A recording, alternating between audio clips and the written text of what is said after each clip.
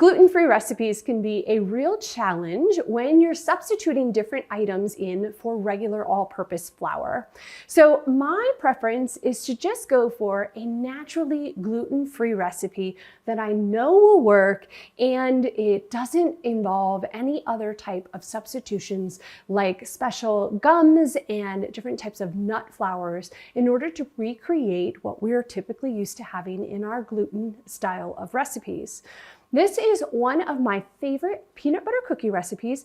It only has 3 ingredients. It comes together super fast and easy. And honestly, I prefer these over our more traditional peanut butter cookie. And they're just so moist and delicious and a super tasty cookie. So let's get started. When measuring out items that are a little bit more gooey, like a peanut butter, it can sometimes be challenging to fit them into our traditional measuring cups. And so I prefer to actually utilize a scale because it's 1, more accurate, and 2, much easier to just use one utensil rather than trying to clean up an additional measuring cup. So what I like to do is place my mixing bowl onto the scale and tare it out, which means basically just get it to 0. And then you can use your spatula and measure your peanut butter just by weight. Now, weight doesn't always transfer over the same as a volume measurement, like a cup. So you do have to make sure that if you are converting a recipe, that you get the right amount compared to what your recipe calls for, volume versus weight. So I'm using a cup of peanut butter, but it actually scales out pretty evenly to your volume measurement as well. So 8 ounces of that. We're gonna do 1 egg. And then this is a 1/2 cup of sugar. And in your recipe that you can download for this video, you'll have both your volume measurements as well as your weight measurements. So it makes this nice and easy. We're gonna go ahead and get this onto a mixer. Now you can absolutely use a hand mixer for this process. And if you want a good arm workout, you could absolutely just mix this together with a spatula. That works really easily. But I prefer just to make sure it's nice and creamed together well. So I go ahead and put it on a stand mixer just for ease. I start on low as always to get our ingredients to combine a little bit, and then you can turn it up.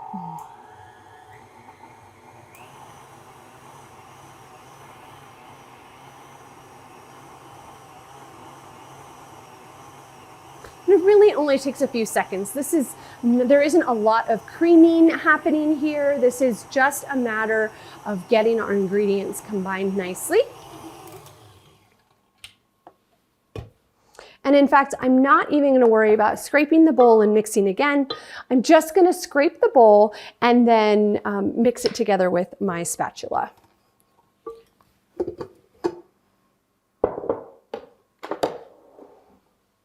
So we just want to make sure that all of our ingredients are scraped from the sides and combined. But again, no need to throw it back on the mixer to do that. You can just do that straight in the bowl. Okay, once you have that mixture come together, happens very quickly, you can go right onto an ungreased cookie sheet. Any sprays that you might use could potentially have flour and gluten mixed into them. So just be mindful when you are specifically trying to make a gluten-free recipe that you're not using some of the convenience items like the spray that has both the flour as well as the fat or the shortening in there to make something grease-proof. And then you definitely want to use a cookie scoop. These cookies will flatten just a little bit. They'll spread out just a tiny bit, but not by much. So having a nice round scoop when you are placing these cookies onto the tray is really great just from a visual perspective. It allows all of your cookies to be the exact same diameter and have the same volume to them. And because they don't spread, you don't have to space them out too far apart on the cookie sheet.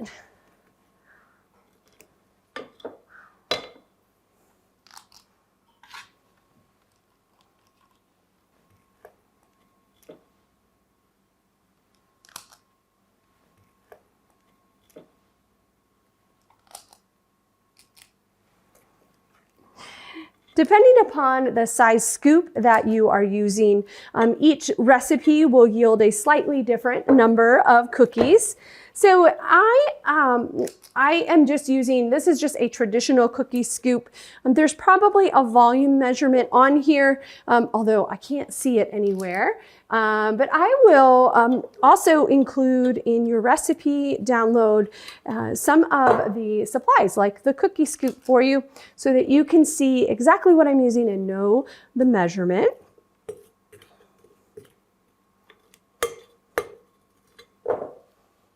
We'll just stick one more over here. Again, these don't spread a whole lot, so you don't have to stress over the cookies bumping into each other. And you can always come in and rearrange and make things a little more spaced out, however you prefer. Let's do that.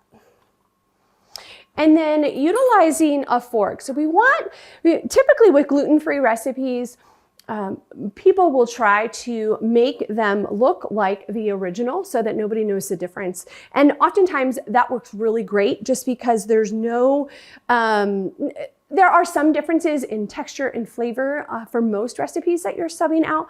But because this is just a very traditional style of recipe that's naturally gluten-free, we don't have to stress so much about making sure that they look exactly like a traditional peanut butter cookie. But in the spirit of making things look more natural, just grab a fork and a little bit of water, and you can just put the tines of the fork through.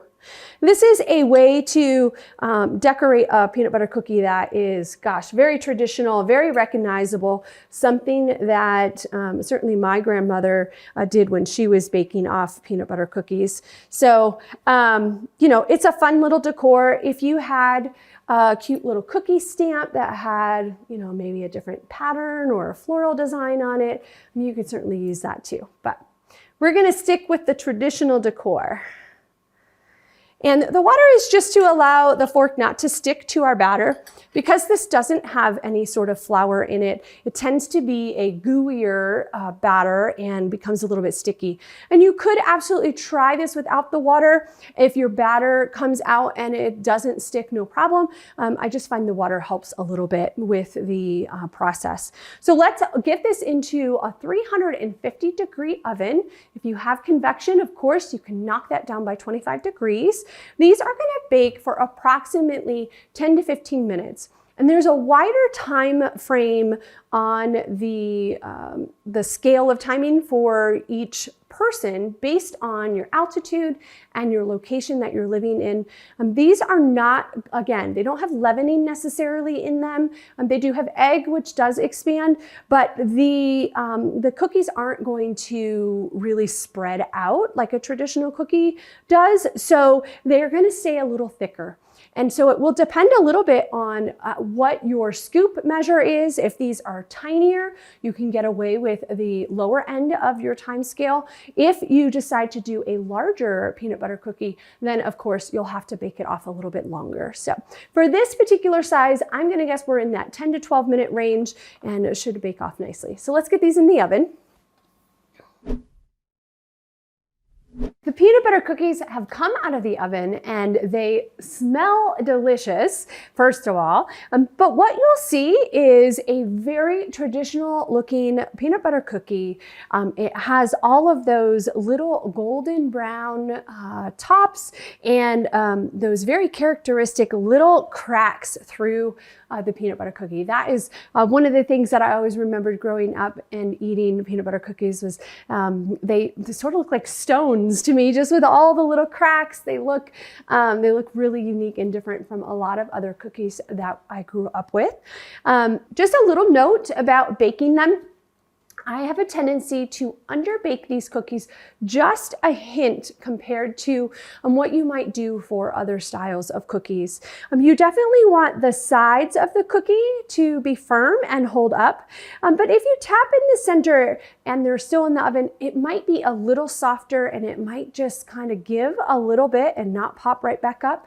That's the perfect time to take them out of the oven because they're going to continue to bake for just a few minutes on the cookie sheet when you pull them out, and it keeps that inside really nice and just adds a little bit more moisture to it if you don't overbake them. So make sure that you don't overbake your cookies, and if you want to double check and just see if your cookies are absolutely ready, slide your little spatula under here. These are still pretty hot, but the bottom is nice and golden, and that is what you're looking for. Now you don't want to let these sit on your cookie sheet for too long before you transfer them over to a rack. These do not have any grease underneath the cookie. Of course, there's some fats in the peanut butter. They're gonna help release them from your pan. But I just find maybe a minute or two on the cookie sheet just to finish up last minute baking, and then right on to your rack to cool. Now, these can be stored in an airtight container for about a week, actually. They hold up really nicely, and they're quite delicious. If they last a week in your house, I will be shocked, because these are so good. They usually fly off the plate and are gone before I've even had a taste of my own. The family really loves these. So make sure that you give these a few minutes to rest. It's gonna firm up the bottom of your cookie a little bit better as they start to cool, and then you can handle them a little bit easier.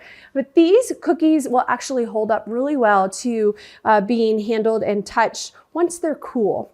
And then, of course, we always want to put our cookies on a beautiful platter. I might wait just a little longer. These are really literally fresh out of the oven, nice and hot.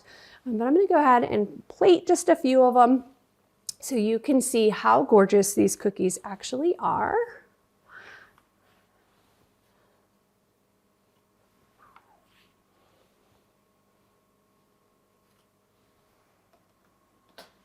So enjoy your peanut butter cookies. These are just fabulous, and as I mentioned, naturally gluten-free, so they're great for anyone and everyone. And truly, again, I prefer this cookie over a more traditional peanut butter cookie. It just has so much more flavor.